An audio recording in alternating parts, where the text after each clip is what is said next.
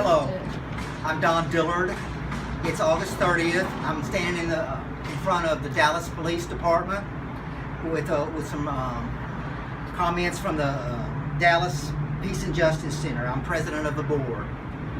Whenever police are members of an outgroup which is disconnected from realities of their neighborhoods they purportedly serve, they may become functionally incapable of understanding the impact of an outsized show of power.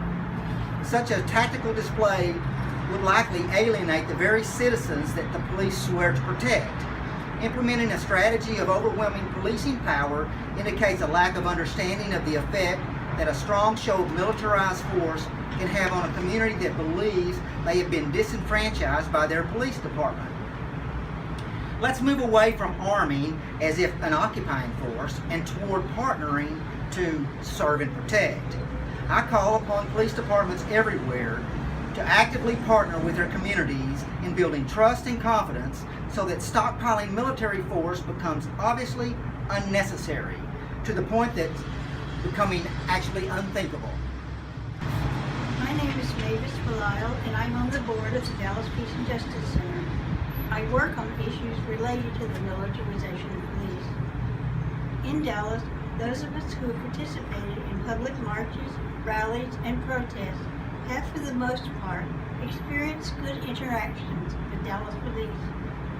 That's continued even after the tragic events of last summer. I know that's less true for others, but mostly true for me. Bringing back the tools of militarization will increase barriers between the police and the community. It will be harder for all of us to see the humanity of one another. Dallas isn't Ferguson. I don't want my city to look like that, and I don't want it to be like that. I urge the Dallas Police Department to consider carefully the implications of the decision to make the police more like an occupying army. It may look safer for officers, but ultimately, they can be safe only when the community is safe for all of us. My name is Bill Maxwell. I'm a member of the Human Rights and Justice Committee of the Dallas Peace and Justice Center. I've written an open letter to our incoming Chief of Police, an open letter to Renee Hall. Attorney General Sessions announced this week that President Trump intends to sign an executive order that will roll back the executive order by former President Obama that restricted Pentagon handouts of surplus military equipment to police departments. Members of the Human Rights and Justice Committee of the Dallas Peace Center strongly oppose any further militarization of our nation's local police departments. This unhealthy trend towards the use of military equipment and tactics, armored vehicles, grenade launchers, bayonets, excessive use of riot gear, is certainly not the way to unite the police department with the citizens they serve. On behalf of the members of the Human Rights and Justice Committee, we believe the majority of the Dallas citizens, we urge you to decline offers of surplus military equipment and that further you promote policies that roll back the trend towards militarization of the Dallas Police Department. Sincerely, Aftab Siddiqui and Bill Maxwell, co-chairs of the Human Rights and Justice Committee. Hi, my name is Hadi Jawad and I'm a human rights and peace and justice activist with the Dallas Peace and Justice Center. I'll just take up a piece of this conversation that is probably not widely known. This program, 1033, which transfers military-style equipment to law enforcement throughout the country, has been in force since 1990. More than $5.5 billion worth of equipment, arms and ammunition has been transferred to law enforcement agencies across the country since 1990. Here's a very interesting part of what's going on right now. The GAO, which is the Government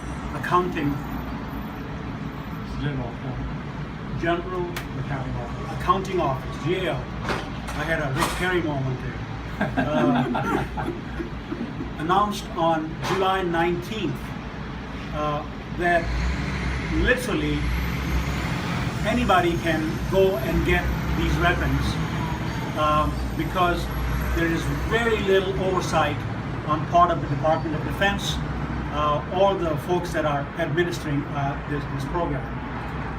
And the way the GAO did this was they created a fake government agency and applied for $1.2 million worth of stuff.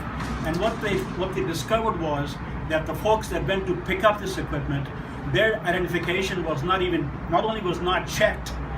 So somebody shows up to pick up rocket launchers and grenades and this and that. They don't check their IDs, and neither do they oversee how much equipment they are picking up. There is a serious problem going on within our government just implementing 1033. So besides the other concerns that my colleagues had raised here, what this does to our city, what it does to the optics, so we look at police to protect and serve, and what this administration seems to be doing is indulging in some shock and awe. That's the whole idea, and that's kind of in line with the recent presidential pardon of Arizona Sheriff Joe Arpaio. We should all be concerned about this. We do not want to make our police department look like a military force. I urge all our citizens here in Dallas to contact their city councilman, contact the county commissioner, and say that this is not acceptable. We do not want these kind of weapons to be given to our police department. And we are here to dialogue with the police department also, and hopefully we'll be meeting with them in the very near future to discuss what the police department can do.